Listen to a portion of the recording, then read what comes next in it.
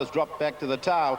Alvicia Laveau comes across now to lead from Strike Time, and Swiftly Alice third on the fence, followed by a length away Loose Lady. Tats Regard the inside, Diamond Tip pushes up wide and 3 lengths away. Balaclava Bella's at the tail, swinging at the top of the straight. They got 4.50 to run. Alvicia Laveau more than a length. Strike Time 3 wide, moving up on the outside. Swiftly Alice between runners, a gap Loose Lady, and then Diamond Tipped. Strike Time under the big weight, went to the lead at the 200. Here's Loose Lady coming with a run though. Strike Time gets to a half length. Loose Lady, Diamond Tip battles on well, then Tats Regard. Strike Time, she's in front, she's anchored a bit by the weight, but she's going to be a little bit strong. She's a length on Loose Lady, and Strike Time goes on to score. Loose Lady second, third maybe Swiftly Alice just in front of Diamond Tip, then Tats Regard, Balaclava Bella and Alvicia Laveau at the tail. Strike Time, she couldn't skip away from them under the big weight, but by gee, it was a bold effort. She held them all at bay. Number 1, Strike Time, Steve Coleman. Good performance under 61.5. Strike Time 181.50. Loose Lady 220. Photo for third after race 4 at the Sapphire Coast. Now Balaclava, former leading jockey, of course, Wayne Harris. Here's Nick Roban.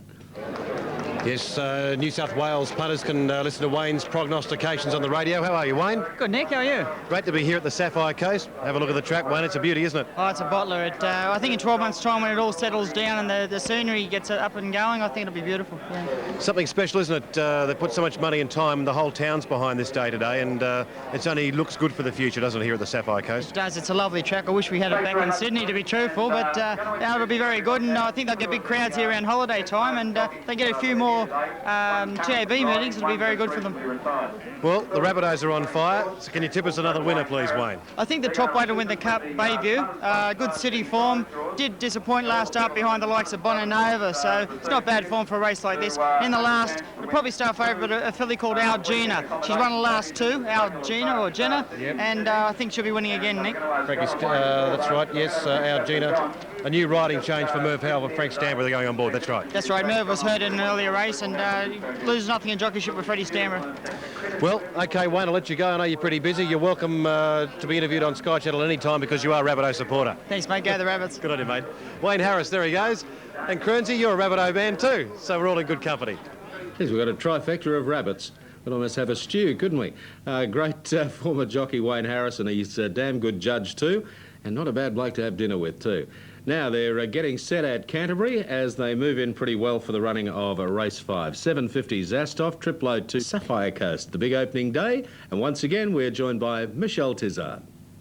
Well, a day like today wouldn't be such a success without local trainers. And with me is Frank Cleary from Queanbeyan. Frank, what do you think of the track? Beautiful, absolutely magnificent. And I just commented, I've never seen so many people down here. I didn't think so many people lived down here. You'll be coming here in the future? Certainly, yeah. Certainly. Actually, I wouldn't mind even getting a stable down here eventually. When I get old and grey, I could come here and just have a little 8 or 10 horses in work and be semi-retired. It'd be great. Sounds good. Now, we were talking earlier, you've had a few runners today, and I said you need to get a wriggle on, but you do like the one in the next. I do like Little Errol, yeah. I think it's the only one to beat Barbara Joseph or Scintillator. And if he can get across in that wide alley and get a park somewhere just in behind him, it'd be very hard to beat. And of course, we're talking about the top weight there, Little Errol. Little Errol, yeah, that's right, Little Errol. He's a half-brother to Go Errol, so I keep all the Errols in the family. Now, next Saturday, of course, is the Black Opal, and you'll have the favourite Catbird. Yeah, well, he's done enormous, and I'm more than happy with him since his last win at the Black Opal preview, so we're just keeping our fingers crossed it all stays intact for next Sunday, and it should be a great day. Well, we're looking forward to it. What will you do with Catbird if he's successful? Green light up. They're racing now. Sergeant Blue began quickly here. Johnny Jaws went roughly and galloped after the start. Sergeant Blue's in front in the bar. Wide is going fast. It's trying to come across, and also French Legend up in the middle, so plenty of speed early. Sergeant Blue going through to try and lead. Rika Bar broke up back towards the tail end of the field, and it's Sergeant Blue holding out in the bar, but they have gone hard here and they're pressing on into the straight. 6 metres to Lord Somerset on the inside of French Legend. Out wider on the track was Manwara Mitchell. It's 5th at the moment. In 6th spot, Liddell's Pride. Then came Classic Express. About 8 metres away, Mr. JKO, Johnny Jaws. And Rika Bar getting going again as last, 30 metres off the lead. Sergeant Blue held out in the bar.